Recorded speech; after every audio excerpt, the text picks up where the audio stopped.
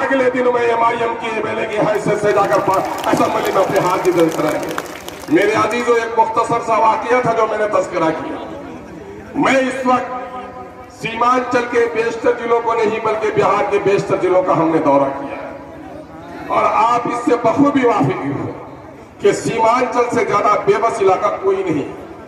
किशनगंज भी बहुत खुशहाल नहीं है, बहादुरगढ़ भी बहुत खुशहाल नहीं है, लेकिन मेरे भाइयों, मैं इस बात को दावे के साथ कह सकता हूं कि सीमांचल के इस पसमानदा इलाके में अमोर पैसा से ज्यादा बेबसी और लाचारी कहीं और। कौन है इसका जिम्मेदार? उसे तलाश करना होगा। इसका जिम्मेदार समाज के उन फितना फैलाने वाले लोग हैं जिन लोगों ने इस इलाके में सियासत के मामले में अहलियत को सामने नहीं रखा बल्कि बिरादरीवाद का नारा दिया और बिरादरीवाद का नारा देकर इस इलाके को तबाह बर्बाद किया। मैं अक्सर गांव और बस्तियों में जाता हूं और बस्ती के हवाले से कहता हूं कि नौजवानों, अगर दूसरे बस्ती से अगर तुम्हारे बस्ती के किसी आदमी का झगड़ा हो गया और जब पंचायती की नौबत आई तो सब कह लोगे मछट्टा वाला हम एक हो गए हैं, तो क्या नितंदर वालों को इंसाफ मिल सकेगा? नहीं मिल सकेगा। बस्ती का साथ देने वाला इंसाफ का खून करता है और इंसाफ का साथ देने वाला पूरी इंसानियत की खिदमत करता है। जिसको मौलाना ने भी कहा कि असबियत, इस्लाम में असबियत हराम है, शराब ही हराम नहीं है। शराब जब आदमी पीता है तो माँ और बहन की तमीज भूल जाता है और जब असबियत का आदमी शिकार होता है तो इंसाफ भूल जाता है। हमने इंसाफ को फरामोश कर दिया और एक ऐसे आदमी को हमने असेंबली में भेजा जो असेंबली में कभी आपकी आवाज नहीं बन सका। मैं गांव में जाता हूं, नौजवानों से पूछता हूं, MLA क्यों चुनते हो?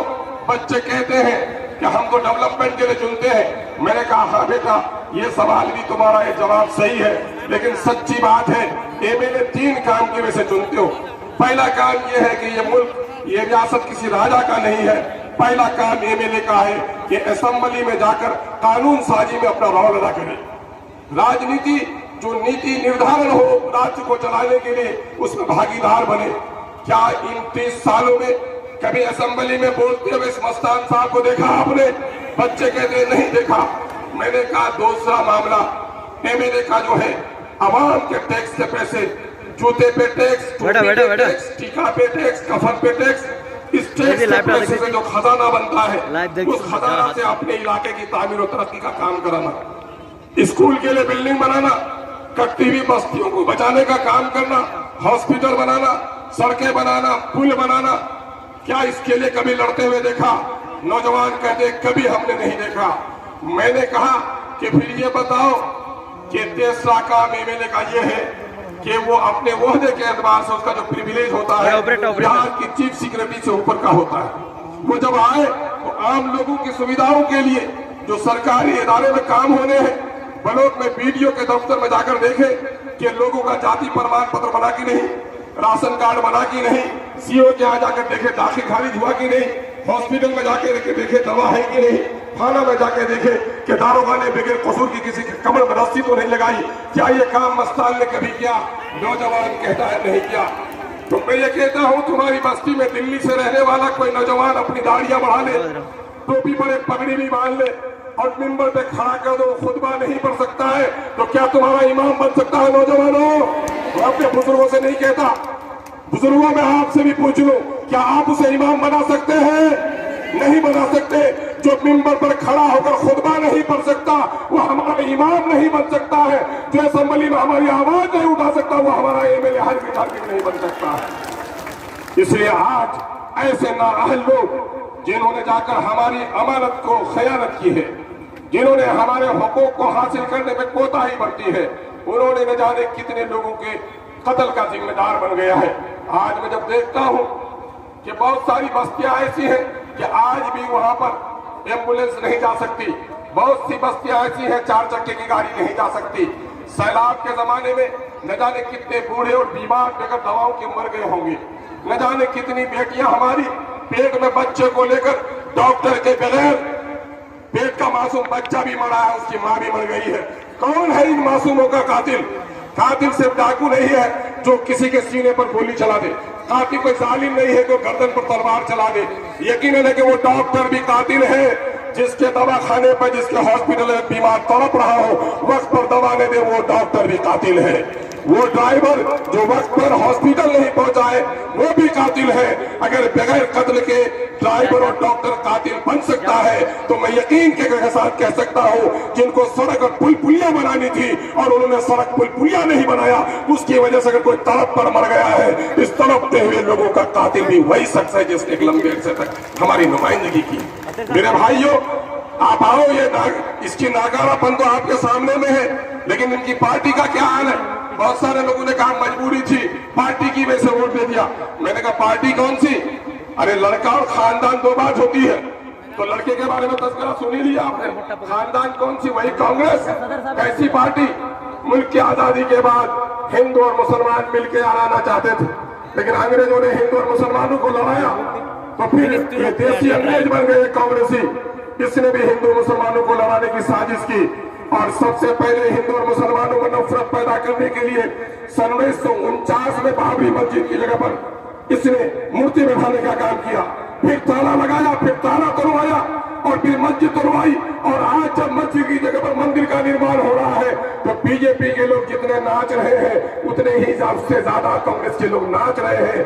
बीजेपी के लोग तो उसमें दीवार लगा रहे हैं ईंट की, लेकिन कांग्रेस के लोग चांदी की दीवार लगा रहे हैं। तो ये पार्टी कैसे हो सकती है जो मेरे इबादत खाने पर नहीं, बल्कि भारत के आईन के खिलाफ जो अमल हो रहा है उसका साथ दे रहे हैं? मेरे भाइयों, गुजरात का दंगा आपको याद है।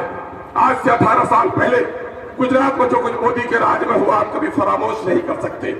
गुजरात में माँ के सामने में उसकी बेटी, बाप के सामने में उसकी बेटी, भाई के सामने में उसकी बहन, बच्चों के सामने में उसकी माँ की इज्जत टूटी गई। जालिमों का दिल नहीं भरा, दूध पीते हुए बच्चों को आग पर फेंका। जालिमों का उससे भी दिल नहीं भरा, तो हामला औरत के सीने को चाक करके उनके बच्चे को आग में फेंकने का काम किया है। और ये मोदी के जमाने में हुआ है। और आज उसी मोदी ने कुरान की आयत पर पाबंदी भी लगाई, और उसी मोदी के जरिए से ये जो तीर छाप है, ये अलग नहीं है भाइयों। पिछले इलेक्शन में भी आपने देखा था, तीर और फूल के वोट एक ही साथ मिले थे।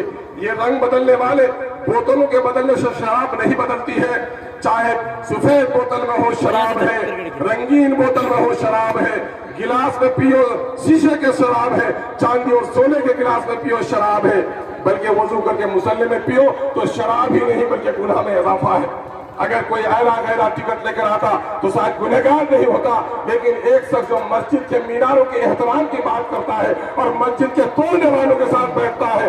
तय कर लो नौजवानों, जिस कांग्रेस पार्टी ने कुरान पर हमले के वक्त एक आलिम दीन को बोलने नहीं दिया है, अपनी बस्तियों में भी उसके किसी नेता को बोलने की इजाजत नहीं होनी चाहिए। और जिस पार्टी ने गुजरात में दंगाइयों की सरपरस्ती की हो, जिन लोगों ने एनआरसी का कानून लाकर हमें बेघर करने का काम किया हो, कहते हैं कि बस्तियों में जाते और कहते हैं कि 2 पेंठी मार दीजिए, हमको वोट दे दीजिए, 2 जूते मार दीजिए, हमको वोट दे दीजिए। क्या कोई गैरतमंद आदमी को जाके कहे कि 2 जूते तुमको मार, हमको मारने दो, और गुजरात में बहुत बेटी के साथ जो हुआ वो करने दो? कोई गैरतमंद आदमी उसकी इजाजत नहीं देगा। अमोर पैसा के हिंदू मुस्लिम साथियों, दलितों, सब तय कर लो कि हम अपनी मोहब्बत की सरजमीन को, आज हिंदू मरता है तो मुसलमान रोता है, मुसलमान की लाश पर हिंदू आजमाता है, और अख्तरुल ईमान को आया है कि दलित बूढ़े के भी अगर लाश पर कंधा लगाना हो तो अख्तरुल ईमान उसको फख्र का काम समझता है। मेरे भाइयों, आइए इस मनहूस साये से अपने इस इलाके को निजात दिलाइए। एक बार एमआईएम को मौका दीजिए। पूरे मुल्क में दलितों पर कहीं जुल्म हो, जय भीम और जय भीम का नारा पार्लियामेंट में किसने दिया? किसने कहा कि दलितों को इंसाफ देना चाहते हो तो दलित का बेटा कुर्सी है इख्तिदार पर बैठे यानी प्रधानमंत्री बने? ये जुमला जनाब बैरिस्टर सऊदी अवैसी ने कहा है। इसलिए इस इलाके के दलित भाइयों, अफराजुल मरता है अकलियत के लोगों तो आंसू अवैसी बहाता है, अखलाक दोस्त के नाम पर मारा जाता है तो आंसू अवैसी बहाता है, हाफिज जुनैद दाढ़ी और टोपी के नाम पर मारा जाता है तो आंसू बैरिस्टर सऊदी अवैसी बहाता है। यकीन जानो, आने वाले दिनों में इस मुल्क के आईन को बचाने के लिए, अपनी शरीयत को बचाने के लिए, अपनी तहजीब, अपनी जबान को बचाना अगर चाहते हो तो एमआईएम के पतन के निशान पर आप वोट देकर अख्तरुल ईमान को सिर्फ खिदमत का ही नहीं बल्कि अपनी तहजीब की हिफाजत का भी मौका दीजिए। बहुत बहुत शुक्रिया। अस्सलाम वालेकुम।